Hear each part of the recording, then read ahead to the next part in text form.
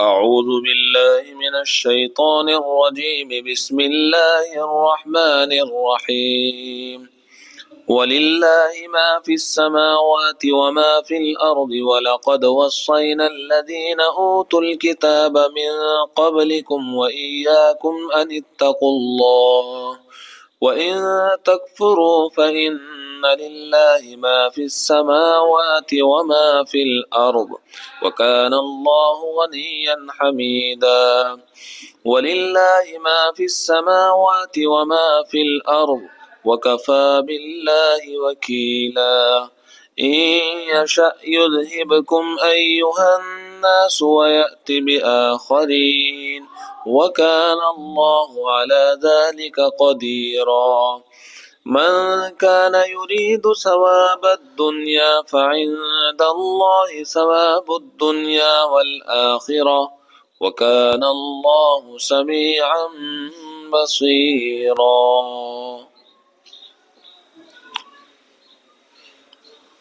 اور اللہ ہی کا ہے وہ سب کچھ جو آسمانوں میں ہے اور جو کچھ زمین میں ہے، اور تحقیق کہ ہم نے وصیت کی ہے ان لوگوں کو جن کو تم سے پہلے کتاب دی گئی، اور خاص تم کو بھی وصیت کی ہے اس بات کی کہ تم اللہ سے ڈرو، اور وصیت کی ہے اس بات کی کہ اگر تم اللہ کا کہنا نہیں مانو گے تو یاد رکھو فَإِنَّ لِلَّهِ مَا فِي السَّمَاوَاتِ وَمَا فِي الْأَرْضِ، اللہ ہی کا ہے وہ سب کچھ جو آسمانوں میں ہے اور جو کچھ زمین میں ہے، اور اللہ تعالی بے نیاز ہے، قابل حمد ہے، اور اللہ ہی کا ہے وہ سب کچھ جو آسمانوں میں ہے اور جو کچھ زمین میں ہے۔ وَكَفَى بِاللَّهِ وَكِيلًا، اور اللہ کافی ہے کارساز ہونے کے اعتبار سے۔ اگر وہ چاہے تو تم کو فنا کر دے اے لوگو، اور لے آئے دوسرے لوگوں کو، وَكَانَ اللَّهُ عَلَى ذَلِكَ قَدِيرًا، اور اللہ کو اس پر بھی قدرت حاصل ہے۔ من کان یرید ثواب الدنیا فعند اللہ ثواب الدنیا والآخرہ، جو دنیا کا ثواب چاہتا ہو تو یاد رکھنا چاہیے اللہ تعالی کے یہاں دنیا کا ثواب بھی ہے اور آخرت کا ثواب بھی ہے۔ وَكَانَ اللَّهُ سَمِيعًا بَصِيرًا، اور اللہ تعالی سب کچھ سنتا بھی ہے اور دیکھتا بھی ہے۔ اس سورت پاک کا نام معلوم ہی ہے سورہ نساء ہے۔ اس سورت پاک میں سب سے پہلے تقوی کا حکم ارشاد فرمایا گیا، یا ایھا الناس اتقوا ربکم، اے لوگو اپنے رب سے ڈرو۔ پھر سے دوبارہ رب تعالی اسی تقوی کی ہدایت ارشاد فرما رہے ہیں۔ اگر دیکھا جائے تو اس سورت پاک کے شروع سے ترغیب اور ترہیب کا ذکر چلا آ رہا تھا، یعنی حکم خداوندی کی اطاعت کرنا اور حکم خداوندی کی مخالفت سے اپنے آپ کو بچانا۔ درمیان میں چند احکامات آئے، چنانچہ ابھی ماقبل میں عورتوں اور یتیموں کے متعلق کچھ احکامات ذکر کیے گئے۔ پھر سے دوبارہ ان احکام کو ذکر کرنے کے بعد قرآن کریم کا جیسا کہ اسلوب ہے ترغیب اور ترہیب کو بیان کرنا، اسی پہلو کو دوبارہ سے بیان کیا جا رہا ہے،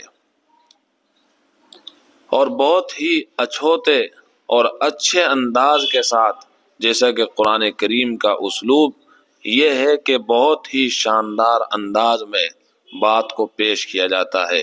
چنانچہ رب تعالی ارشاد فرماتے ہیں، اللہ ہی کا ہے وہ سب کچھ جو آسمانوں میں ہے اور جو زمین میں ہے، یعنی آسمان اور زمین میں جو کچھ ہے وہ سب کچھ رب تعالی کی تنہا ملکیت ہے، وہ تنہا آسمانوں اور زمینوں کا مالک ہے، اور آسمانوں اور زمینوں کے اندر جو کچھ موجود ہے وہ تنہا ان کا مالک ہے۔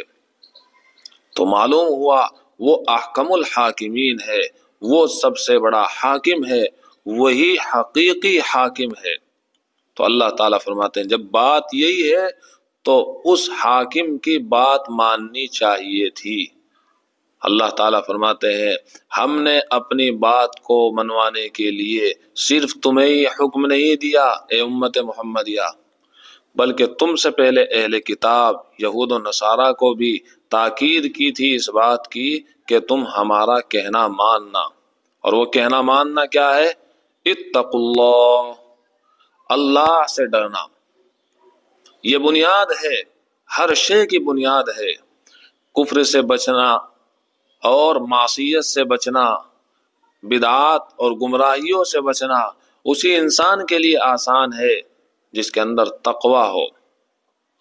جس قدر انسان کو تقوی کا حصول ہوتا ہے اسی کے بقدر وہ بلند مراتب پر پہنچتا چلا جاتا ہے، اسی کے بقدر وہ رب تعالی کی نزدیکی حاصل کرتا چلا جاتا ہے۔ اسی لیے ارشاد فرمایا جا رہا ہے اللہ سے ڈرو۔ یہی خوف خداوندی ہے۔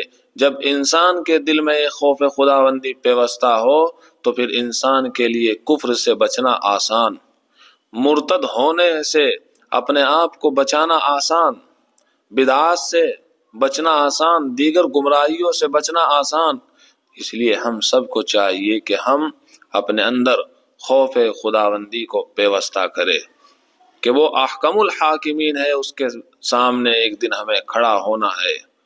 تو اللہ تعالیٰ فرماتے ہیں بات ماننی چاہیے تھی اسی حاکم کی، لیکن بات نہیں مانی تو پھر اللہ کا کوئی کچھ نہیں بگاڑ سکتا، کسی نے کچھ نہیں بگاڑا، اس لیے کہ تعریف اسی کی کہنی چاہیے تھی، بندگی اسی کی کہنی چاہیے تھی، لیکن اگر کسی نے نہیں کی تو رب تعالی ارشاد فرماتے ہیں ہم تنہا مالک ہیں آسمانوں اور زمینوں کے، لہذا ہم ایسے حاکم نہیں جیسا کہ دنیا کے حاکم ہوتے ہیں کہ دوسروں کے مالوں پر ان کی نگاہ ٹکی رہتی ہے، مالیات پر ان کی نگاہ ٹکی رہتی ہے، نظام مالیات اپنے قبضے میں رکھتے ہیں اور دن رات ان کو یہ فکر رہتی ہے کہیں نظام مالیات میں سے کچھ کم نہ ہو جائے، کچھ کم ہوا تو ہماری حاکمیت پر فرق پڑ جائے گا۔ رب تعالیٰ فرماتے ہیں وَكَانَ اللَّهُ غَنِيًّا حَمِيدًا، رب تعالیٰ ایسا حاکم نہیں ہے بلکہ وہ تو بے نیاز ہے۔ اگر تم کفر کرو گے تو پھر اس کو تمہارے سجدوں کی اور تمہاری فرما برداری کی اور تمہاری اطاعت کی چندہ ضرورت نہیں ہے۔ کیوں؟ حمیدہ، وہ اپنی ذات میں قابل تعریف ہے، اس کی کوئی تعریف کرے تب بھی وہ قابل تعریف ہے، اس کی کوئی تعریف نہ کرے تب بھی وہ قابل تعریف ہے، کیونکہ وہ بذاتی ہی اور بنفس ہی قابل تعریف ہے، وہ محمودن بذاتی ہی ہے۔ ایک موقع پر اللہ تعالیٰ نے ارشاد فرمایا فَمَنْ شَاءَ فَلْيُؤْمِنْ وَمَنْ شَاءَ فَلْيَكْفُرْ، جو چاہے ایمان لے آئے اور جو چاہے کفر اختیار کرے۔ رب تعالیٰ کو کسی کی کوئی پرواہ نہیں ہے۔ رب تعالیٰ ارشاد فرماتے ہیں وَلِلَّهِ مَا فِي السَّمَاوَاتِ وَمَا فِي الْأَرْضِ، جب وہ اتنا بڑا حاکم ہے وَكَفَى بِاللَّهِ وَكِيلًا، تو فرماتے ہیں اللہ تعالیٰ اسی کے قبضے میں ہے وہ سب کچھ جو آسمانوں میں ہے اور جو زمینوں میں ہے، اور اللہ تعالیٰ کافی ہے بگڑی بنانے کے اعتبار سے۔ لہذا انسان کو یہ چاہیے تھا کہ اپنی بگڑی بنوانے کے لیے ایسے حاکم کے سامنے دست سوال دراز کر دینا چاہیے تھا، بھیک مانگنی چاہیے تھی، رب تعالیٰ کو منانا چاہیے تھا، رب تعالیٰ کی باتوں کو ماننا چاہیے تھا، اور صرف اسی کا خوف اپنے دل میں بٹھانا چاہیے تھا۔ اور یہ بات حقیقت ہے، جو رب تعالیٰ سے ڈرتا ہے وہ کسی سے نہیں ڈرتا، اور جو رب تعالیٰ سے نہیں ڈرتا وہ سب سے ڈرتا رہتا ہے یہاں تک کہ وہ مر جاتا ہے۔ تو اللہ تعالیٰ فرماتے ہیں وَكَفَى بِاللَّهِ وَكِيلًا، کافی ہے اللہ بگڑی بنانے کے اعتبار سے، لہذا ایسے حاکم کو ماننا چاہیے تھا، ایسے حاکم کی باتوں کو ماننا چاہیے تھا۔ لیکن اگر کسی نے نہیں مانا تو پھر رب تعالیٰ کی تعریف میں اور رب تعالیٰ کی شان میں کوئی کمی واقع نہیں ہوئی۔ إِن يَشَأْ يُذْهِبْكُمْ أَيُّهَا النَّاسُ وَيَأْتِ بِآخَرِينَ، رب تعالیٰ ارشاد فرماتے ہیں اگر چاہے تو تم کو رب تعالیٰ فنا کر دے اے لوگو، اور تمہارے بدلے دوسروں کو لے آئے، لیکن اللہ تعالیٰ نے ایسا کیا نہیں، بلکہ لوگ گناہ کرتے رہے، کفر کرتے رہے، لیکن چونکہ دنیا دار الامتحان ہے، فَمَهِلِ الْكَافِرِينَ أَمْهِلْهُمْ رُوَيْدًا، رب تعالیٰ یہاں نافرمانوں کو، کافروں کو مہلت دیتا رہتا ہے۔ یہ اللہ تعالیٰ کی طرف سے ایک انعام ہے اور اللہ تعالیٰ کی طرف سے ایک عنایت ہے جو بندوں پر کی جا رہی ہے۔ رب تعالیٰ اگر چاہے تو ساری دنیا کو آنے واحد میں فنا کر دے، ختم کر دے، لیکن اللہ نے ایسا نہیں کیا، یہ اس کی عنایت ہے، لہذا اس عنایت سے فائدہ اٹھانا چاہیے اور اپنے آپ کو رب تعالیٰ کا بندہ بنانا چاہیے۔ وَكَانَ اللَّهُ عَلَى ذَلِكَ قَدِيرًا، رب تعالیٰ فرماتے ہیں اللہ کو یہ قدرت حاصل ہے کہ اگر وہ چاہے تم کو فنا کر دے اور ختم کر دے، یہ قدرت بھی اللہ کو حاصل ہے۔ دوسرے موقع پر رب تعالیٰ نے ارشاد فرمایا وَإِن تَتَوَلَّوْا يَسْتَبْدِلْ قَوْمًا غَيْرَكُمْ، اگر تم اعراض کرتے رہو گے تو پھر رب تعالیٰ تمہارے بدلے دوسری قوم کو لا کھڑا کرے گا، اور وہ تمہاری جیسی نہیں ہوگی بلکہ تم سے اچھی ہوگی۔ اور کبھی کبھی کسی موقع پر رب تعالیٰ نے ایسا کیا بھی ہے، قوموں کو فنا کیا ہے، قوم عاد کو فنا کیا، قوم سمود کو، قوم لوط کو، قوم نوح کو۔ لہذا رب تعالیٰ کا خوف اپنے دل پر بٹھانا چاہیے۔ من کان یرید ثواب الدنیا فعند اللہ ثواب الدنیا والآخرہ وکان اللہ سمیعا بصیرا، انسان کے سامنے دنیا کی زندگی بھی ہے، آخرت کی زندگی بھی ہے۔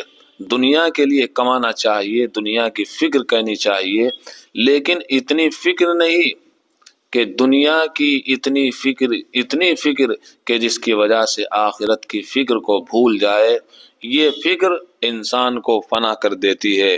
خواجہ مجذوب الحسن رحمت اللہ علیہ بھی ارشاد فرماتے ہیں فکر دنیا تجھ کو صبح و شام ہے، فکر دنیا تجھ کو صبح و شام ہے، اس سے غفلت ہے جو اصلی کام ہے۔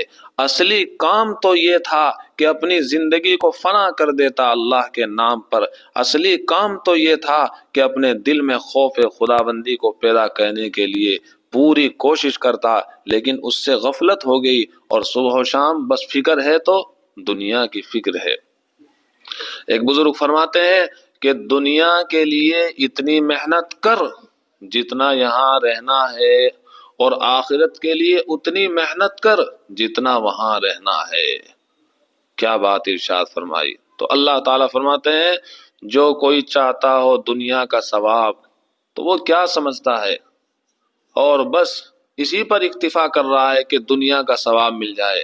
اللہ تعالیٰ فرماتے ہیں اللہ کے قبضہ قدرت میں دنیا کا ثواب بھی ہے، آخرت کا ثواب بھی ہے، لہٰذا دنیا ہی کی فکر پھر کیوں، آخرت کی بھی فکر ہونی چاہیے۔